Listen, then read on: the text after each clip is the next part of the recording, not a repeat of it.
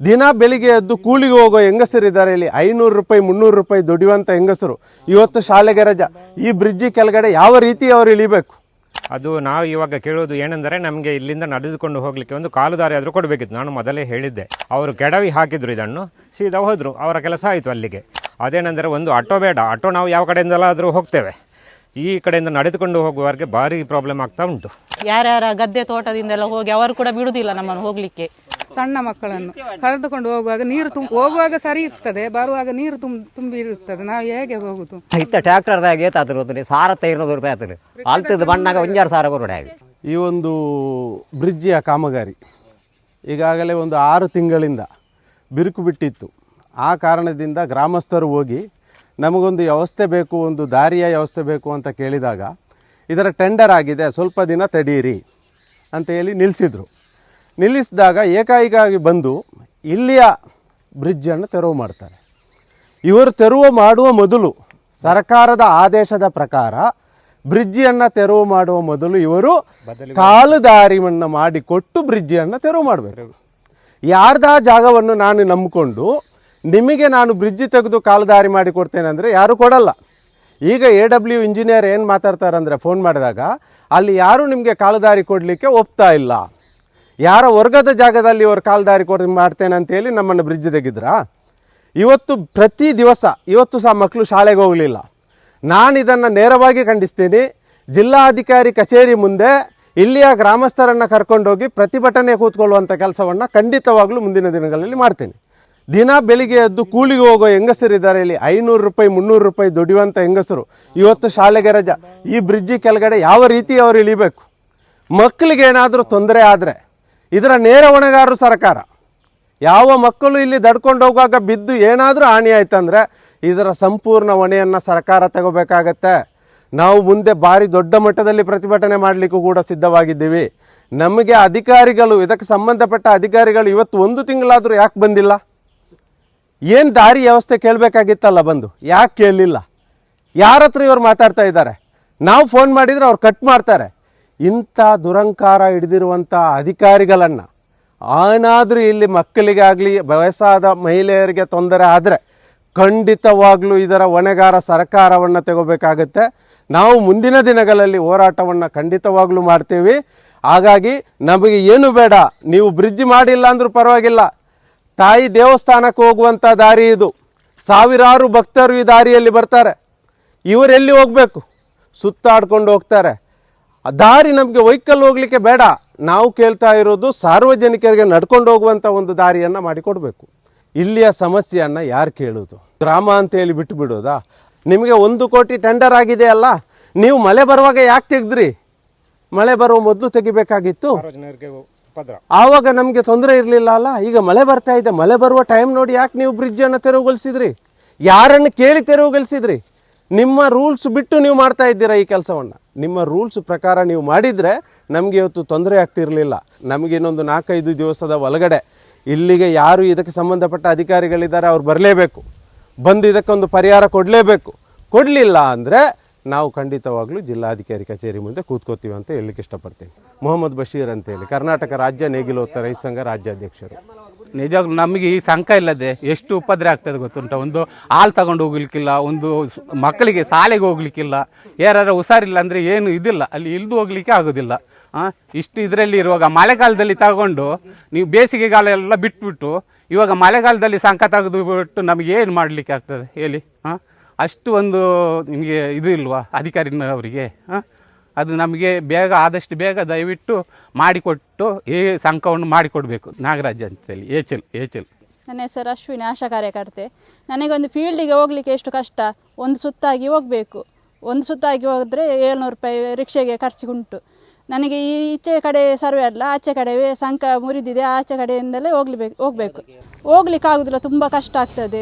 ಈಗ ಮನೆಗೆ ಹೋಗಿ ನನಗೆ ಫೀಲ್ಡ್ ಉಂಟು, ಸಮಸ್ತ ಆ್ಯಪ್ ಉಂಟು, ಅದನ್ನು ಮನೆಗೆ ಹೋಗಿ ನಾವು ಸರ್ವೆ ಮಾಡಿಕೊಂಡು ಹೋಗಬೇಕು. ಈಗ ನಾನು ಹೋಗ್ಲಿಕ್ಕಾದರೆ ಒಂದು ಸುತ್ತಾಗಿ ಹೋಗ್ಬೇಕಾದ್ರೆ ಒಂದು 700 ರೂಪಾಯಿ ಖರ್ಚು ಮಾಡಿ ನಾನು ಹೋಗಬೇಕು. ಈಗ ಎಷ್ಟು ಕಷ್ಟ ಆಗ್ತದೆ. ಒಂದು ಏನಾದರೂ ಒಂದು ವ್ಯವಸ್ಥೆ ಮಾಡಿದರೆ ನಾವು ಹೋಗ್ಲಿಕ್ಕಾದರೆ ಆಗೋದಿಲ್ವಾ? ಏನಿಲ್ಲ, ಈ ವ್ಯವಸ್ಥೆ ಏನು ಮಾಡದೆ ಅವರು ಎಲ್ಲ ಇದು ಮಾಡಿಬಿಟ್ಟಿದ್ದಾರೆ ಇಲ್ಲಿ ನಮಗೆ. ಅಂದರೆ ಇಲ್ಲಿ ಬಡಗಬೆಲ್ಲೂರೇ ನಮಗೆ ಇದು ಆಚೆ ನನಗೆ ಬಡಗ ಇದು ಸೂರ್ಲ ಹೊರಕೋಡಿ ಪಲ್ಲಿಪಾಡಿ ಮತ್ತು ಈಶನಗರ ಅಲ್ಲಿಗೆಲ್ಲ ಸರ್ವೆ ಉಂಟು ನನಗೆ ಮಾಡಲಿಕ್ಕೆ ಸಾನಕಟ್ಟ. ಭಟ್ಟಾಜಿಯಿಂದ ಬಡಗಬೆಳ್ಳೂರಿಗೆ ಹೋಗುವ ಇದು ರೋಡನ್ನು ಅವರು ಏಕಾಏಕಿ 1 ತಿಂಗಳ ಹಿಂದೆ ಕೆಡವಿ ಹಾಕಿದ್ದಾರೆ. ಅದು ನಾವು ಇವಾಗ ಕೇಳೋದು ಏನೆಂದರೆ ನಮಗೆ ಇಲ್ಲಿಂದ ನಡೆದುಕೊಂಡು ಹೋಗಲಿಕ್ಕೆ ಒಂದು ಕಾಲು ದಾರಿ ಆದರೂ ಕೊಡಬೇಕಿತ್ತು. ನಾನು ಮೊದಲೇ ಹೇಳಿದ್ದೆ ಇಲ್ಲಿ ಬದಲಿ ವ್ಯವಸ್ಥೆಯನ್ನು ಮಾಡಬೇಕು. ಅದು ಯಾರೂ ಕೇಳಲಿಲ್ಲ. ಅವರು ಕೆಡವಿ ಹಾಕಿದ್ರು ಇದನ್ನು, ಸೀದಾ ಹೋದರು, ಅವರ ಕೆಲಸ ಆಯಿತು ಅಲ್ಲಿಗೆ. ಮತ್ತು ಏನಾದರೂ ಹೇಳಿದರೆ ಮತ್ತೆ ಬೇರೆಯವರ ಜಾಗದಲ್ಲಿ ನಾವು ದಾರಿಗಳಲಿಕ್ಕೆ ಆಗೋದಿಲ್ಲ. ನಮಗೆ ಆಗ್ತದಾ? ಇಲ್ಲಲ್ಲ. ಇಲ್ಲಿ ಒಂದು ಇರುವುದು ಒಂದು ಪ್ರಾಯದವರು, ಒಂದು ಚಿಕ್ಕ ಮಕ್ಕಳು, ಶಾಲೆಗೆ ಹೋಗುವವರು. ಅವರು ಈ ಕಡೆಯಿಂದ ಆ ಕಡೆ ಹೋಗಬೇಕಾದ್ರೆ ಬೇರೆಯವರ ದಾರಿಯಲ್ಲಿ ಅವರು ಕೊಡ್ತಾರಾ? ಇಲ್ಲಲ್ಲ. ಅವರ ಇದರಲ್ಲಿ ನಾವು ರಿಕ್ವೆಸ್ಟ್ ಮಾಡಲಿಕ್ಕೆ ಆಗೋದಿಲ್ಲ. ಅದೇನೆಂದರೆ ಒಂದು ಆಟೋ ಬೇಡ, ಆಟೋ ನಾವು ಯಾವ ಕಡೆಯಿಂದಲಾದರೂ ಹೋಗ್ತೇವೆ. ಈ ಕಡೆಯಿಂದ ನಡೆದುಕೊಂಡು ಹೋಗುವವರೆಗೆ ಭಾರಿ ಪ್ರಾಬ್ಲಮ್ ಆಗ್ತಾ ಉಂಟು.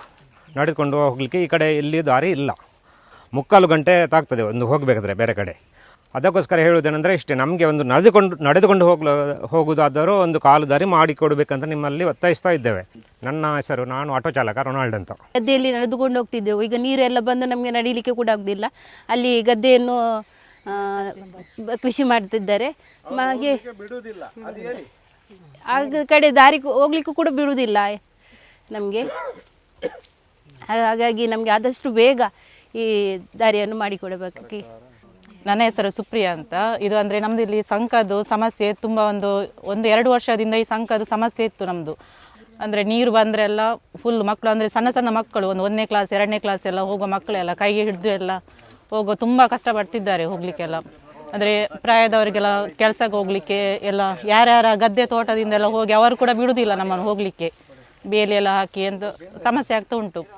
ಅಂದರೆ ಇನ್ನು ಎರ್ಮಾಳ ಆಚೆಯಿಂದ ಎಲ್ಲ ಪರ್ಯಾಯ ಮಾರ್ಗದಲ್ಲಿ ಅದು ತುಂಬ ದೂರ, ಒಂದು 25-30 ನಿಮಿಷ ನಮಗೆ ನಡೀಲಿಕ್ಕೆ ಉಂಟು ಆಚೆ ಹೋಗೋದಾದ್ರೆಲ್ಲ. ಅದು ತುಂಬ ಕಷ್ಟ ಆಗ್ತದೆ ನಮಗೆ ಹೋಗಲಿ. ಆದಷ್ಟು ಬೇಗ ಸಂಬಂಧಪಟ್ಟ ಅಧಿಕಾರಿಗಳು ಅದನ್ನು ಆದಷ್ಟು ಬೇಗ ಸರಿ ಮಾಡಿ ಕೊಡಬೇಕಾಗಿ ಕೇಳ್ತಿದ್ದೇನೆ. 1 ವರ್ಷ ಆಯಿತು ನಾವು ಮನೆಯವರಿಗೆಲ್ಲರಿಗೆ ಹೇಳಿ, ಯಾರು ಅದನ್ನು ತಗೊಳ್ಳಿಲ್ಲ, ಕ್ರಮ ತಗೊಳ್ಳಿಲ್ಲ. ಮೊನ್ನೆ ಸಡನ್ನಾಗಿ 3 ದಿವಸದಲ್ಲಿ ಬಂದು ಇದನ್ನು ಒಡೆದು ಹಾಕಿ ಹೋಗಿದ್ದಾರೆ. ಅದರ ಮೇಲೆ ಇದಕ್ಕೆ ಯಾರು ಒಂದು ಕ್ರಮ ತಗೊಳ್ಳಿಲ್ಲ. ಸಣ್ಣ ಮಕ್ಕಳನ್ನು ಕರೆದುಕೊಂಡು ಹೋಗುವಾಗ ನೀರು ಹೋಗುವಾಗ ಸರಿ ಇರ್ತದೆ, ಬರುವಾಗ ನೀರು ತುಂಬಿ ಇರ್ತದೆ. ನಾವು ಹೇಗೆ ಹೋಗುದು? ಇದಕ್ಕೊಂದು ಸೂಕ್ತವಾದ ಕ್ರಮವನ್ನು ತೆಗೆದು ನಮಗೆ ಇದಕ್ಕೆ ನ್ಯಾಯವನ್ನು ಒದಗಿಸಿ ಕೊಡಬೇಕು. ಈಗ ರಿಕ್ಷಾದವರಿಗೆ 350-450 ಕೊಡಿ ಅಂತ ಡಿಮ್ಯಾಂಡ್ ಮಾಡ್ತಾರೆ. ನಾವು ಈ ಮಳೆಗಾಲದಲ್ಲಿ ಎಲ್ಲಿಂದ ಕೊಡುವುದು? ಅದು ಸ್ಕೂಲ್ ಬಸ್ಸಿಗೆ ಬೇರೆನೆ, ಮತ್ತೆ ಹೊರಟಿಲಿಂದ ಸ್ಕೂಲ್ ಬಸ್ಸಿಗೆ 1,000 ಕೊಡ್ತೇವೆ. ಎಲ್ಲಿಂದ ನಾವು ದುಡ್ಡನ್ನು ಇದು ಮಾಡುವುದು? ಇಲ್ಲಿ ನಮ್ಮ ತಾರಬರಿ ಸಂಘ 2 ವರ್ಷದಿಂದ ತುಂಬ ಹಾನಿಯಾಗಿತ್ತು. ಮೊನ್ನೆ ಅದನ್ನು ಸಡನ್ ಆಗಿ ತೆಗೆದರು. ಈಗ ನಮಗೆ ಪ್ರಾಯದವರಾಗಲಿ, ಶಾಲೆ ಮಕ್ಕಳಾಗಲಿ ಅಥವಾ ಹಾಲು ಕೊಂಡೋಗಲಿಕ್ಕೆ ಡೈರಿಗೆ ತುಂಬ ಕಷ್ಟ ಆಗ್ತದೆ. ಇಲ್ಲಿ ಮೈಪಡ್ಕ ಮತ್ತು ಬಾಲಿಕೆ, ಏಚಿಲು, ಸೊರ್ನಾಡು ಇದೆಲ್ಲ ನಮ್ಮ ಪೊಲನಿ ದೇವಸ್ಥಾನಕ್ಕೆ ಹೋಗುವಂಥ ರಸ್ತೆ ಇದು. ಬಟ್ ಅದೆಲ್ಲ ಈ ಬಡಗಬೆಳ್ಳೂರು ಗ್ರಾಮ ತುಂಬ ಕಷ್ಟ ಆಗಿದೆ. ನಮಗೆ ಹೋಗಲಿಕ್ಕೆ ಬರಲಿಕ್ಕೆ ಬೇರೆ ದಾರಿನೇ ಇಲ್ಲ. ಇದೇ ಒಂದು ನಮಗೆ ದಾರಿ. ನಮಗೆ ಬೇಗ ಒಂದಾದರೂ ದಾರಿ ಆದರೂ ಮಾಡಿಕೊಡಬೇಕು.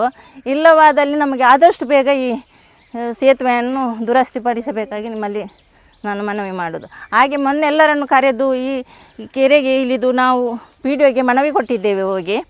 ಆದರೆ ಆದಷ್ಟು ಬೇಗ ಮಾಡ್ತೇನೆ ಅಂತ ಹೇಳಿದರು. ಇಂಜಿನಿಯರಿಗೆ, DC ಗೆ ಎಲ್ಲ ಮನವಿ ಕಳಿಸಿ ಅಂತ ಹೇಳಿದ್ದೇನೆ. ಎಲ್ಲರನ್ನು ಕರ್ಕೊಂಡೋಗಿದೆ. ಒಂದು 10-50 ಮಂದಿ ಇದ್ದೇವೆ ನಾವು. ಅವರನ್ನೆಲ್ಲರನ್ನು ಕರ್ಕೊಂಡೋಗಿ ನಾವು PDO ಹತ್ರ ಮಾತಾಡಿ ಆದಷ್ಟು ಬೇಗ ಮಾಡಿಕೊಡ್ತೇನೆ ಅಂತ ಹೇಳಿದರು. ನಮಗಿದು ಈ ಒಂದು ಸೇತುವೆ ಆದಷ್ಟು ಬೇಗನೆ ಆಗಬೇಕು. ಅಲ್ಲ, ಇದು ಮಾಡಲಿಕ್ಕೆ ಸ್ವಲ್ಪ ಟೈಮ್ ಆದರೆ ಕಾಲು ದಾರಿ ಆದರೂ ಮಾಡಿಕೊಡಲೇಬೇಕು ನಮಗೆ. ಜಯಂತಿ ಬಟ್ಟಾಚೆ ಕೋಡೆ ಮರ್ದು ಗಂಜಿ ಪಾರೆತ್ತರು ಮಾತ್ರೆಗೆ ನೆಟಪಾರ ಸಾದಿಜ್ಜಿ ಬಂದು ಸುತ್ತ ಅದು ಪಟ್ನೋಡ ಅದು ಪೋತೆ ಬೆಜನೋದಾಗ ಪೋಡು 3 ಡಾಕ್ಟರ್ ಇದ್ದೀರು ಎನ್ನ ಮಾತ್ರ ಮುಗಿದಿತ್ತು BP ಐಕ್ ನೆಟೆ ಒಂಜಿ ಎಂಗ್ಳಿಗೆ ಐನಾತು ಬೇಗ ಒಂಜಿ ಸಾದಿ ಮಾಡ್ತದ್ದು ಕೊರೋಡು ನೆಟೆನೆ ಎಂಗ್ಳಿಗೆ ಪಾರೆ ಎಂಗ್ಳ ಇಲ್ಲು ಬಟ್ಟಜೆ ಎಂಗ್ಳಿಗೆ ಎರ್ಮಲಗು ಬೆಂಜನಾಗೋದು ಪೋದು ಬರ್ಯಾರ ಕಾಸೆತ್ತು ಖರ್ಚುಂಡು ಒಂಜಿ 200 ರೂಪಾಯಿ ಆತನು ಹಣ ದಾದಾಲ್ ಪೊಡಿ ಪೋಡ್ಪುನ ಪೋಡತ್ತೆ ಪಕ್ಕದ ಜನ ಮಾತ ನೆಟೆನೆ ಬೋನಿರ್ತೀನಿ ಎಂಗ್ಳಿಗೆ ಜೋಕುಳು ಮದ್ನ ಅದು ಬೋತಲ್ಲ ಮಗ ಎಂಗ್ಳಿಗೆ ಇದ್ವಿ ಸಾಧ್ಯ ಬೇತೆ ಜೊತೆ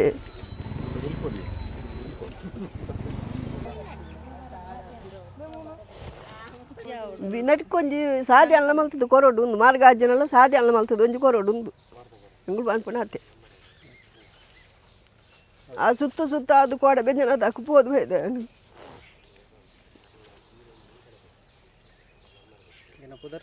ಪದ್ಮಾವತಿ ಎಣ್ಣ ಪುದಾರು ಶಿವಪ್ಪೆಂದು ಎಂಕ್ಲೆ ಬಣ್ಣ ಅಂದು ಸಂಕ 10-25 ವರ್ಷ ಆಯ್ನತೆ ಆದೆಂದು ಆಯ್ತಾ ಅಡಿತ ಬ್ರಿಡ್ಜ್ದ ಅಡಿತ ಪೂರ ಪೊಯ್ಯೆ ಬೋಡವು ಪೋಯ್ನಕ್ಕೆ ಪಂಚಾಯತ್ದಾಗಲಿ ಪೂರ ಪಂಡ್ಯಾನು ಪಣ್ಣಗಾಯಿನ ಏರ್ಲ ಗಮನ ಆಗುದೇ ತೊಂಜೇರು 3 ವರ್ಷ ಆದ್ರೆ ಅವೇ ಸಂಘದ ಮೇಲೆ ಒಂದು ಫೋನ್ ಮಾಡ್ತೇನೆ ಫೋನ್ ಮಾಡ್ಕೊಂಡು ಒಂಜಿ ನರಮನೆಗೆ ಬತ್ತಿಗೇರು ನೇನು ಪಟ ತೆತ್ತೀನಿ ಕೊಂಡೇನಿ ಐನು ಎಂಚಿನ ಮಲ್ತಿರೋದು ಗೊತ್ತಿಜ್ಜಿ ಎಂಕ್ಲತ್ತ ಕೃಷಿ ತಗೊಳ್ಳು ಎತ್ತ ಮೇಲ್ಡೇಲಿ ಎಂಕ್ಲಿಗೆ ಕೈಗೊಯ್ಪುನ ಮಿಷಿನ್ ಬೊಕ್ಕ ಟ್ಯಾಕ್ಟರ್ ಪೂರ ಬರೋಡು ಆಮೇಟು ಬರ್ಯಾರ ಗೊತ್ತಿಜ್ಜಿ ಆಮೇಟು ಒಂದು ಎಂಜಿ ಗೊತ್ತಿಲ್ಲ ಇತ್ತ ಮುರಾಣಿ ಊಟಾಗಲು ಜಾಗ ಬಿಡಿಯರು ಇತ್ತಾಗಲು ಕಂಡು ಒಂದು ಹತ್ತದ ಒಂಜಿ ನರಮನೆ ಬಯರಜ್ಜಿ ಆಲೈಂಡು ಬಯರ್ನೆಜ್ಜಿ ಕೆಸಾರಡು ಈ ಮೇಡು ಪೋನಾಗ ಈ ಮೇಡು ತೋಡು ನೀರು ಹತ್ತನ ಪಿರಾಣಿ ಅರೋಡು ಕೂಡ ಅಂಚಾದೆ ಓಡು ಎಗ್ಲಿ ಬಾರಿ ಬಂಗಾಂಡು ನೇನು ಆಯ್ನಾತ ಅಧಿಕಾರ ನಾಕಲು ಏರ್ಲಾಡು ನೇನು ಬತ್ತದ ಇನ್ನು ಕೂಡಲೇ ಸಂಕ ಮಲ್ತು ಬರೋಡು ಆಕಳು ಸಾದಿ ಮಲ್ತು ಕೊರ್ಪನ ನೋಡ್ತೀವಿ ಸಂಕೋಗೆ ಬೇಲೆ ಬತ್ತಾಡು ಇತ್ತ ಬತ್ತೋಲೆ ಅಂತ ಓಲಾಡ್ರು ವಾ ಪಕ್ಷದ ಕೊಲೆ ಆಡು ಬತ್ತದ ಇನ್ನು ಕೂಡಲೇ ಮಲ್ಪುಡ ಇನ್ನು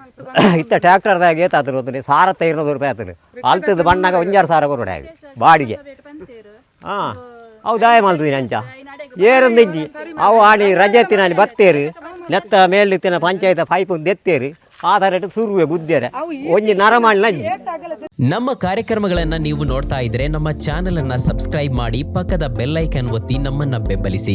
ಹಾಗೆ ನಮ್ಮ ಕಾರ್ಯಕ್ರಮಗಳನ್ನ ಲೈಕ್ ಮಾಡಿ, ಕಮೆಂಟ್ ಮಾಡಿ, ಅದನ್ನ ಬೇರೆಯವರಿಗೂ ವಾಟ್ಸ್ಆಪ್ ಮೂಲಕ ಶೇರ್ ಮಾಡಿ. ನೀವು ಹೀಗೆ ಮಾಡಿದಾಗ ನಮ್ಮ ಚಾನೆಲ್ ಇನ್ನಷ್ಟು ಮತ್ತಷ್ಟು ಜನರಿಗೆ ತಲುಪಲು ನೀವು ನಮ್ಮೊಂದಿಗೆ ಸಹಕರಿಸಿದ ಹಾಗಾಗುತ್ತೆ. ಇದು ನೀವು ಯಾವುದೇ ಖರ್ಚಿಲ್ಲದೆ ಕೆಲವೇ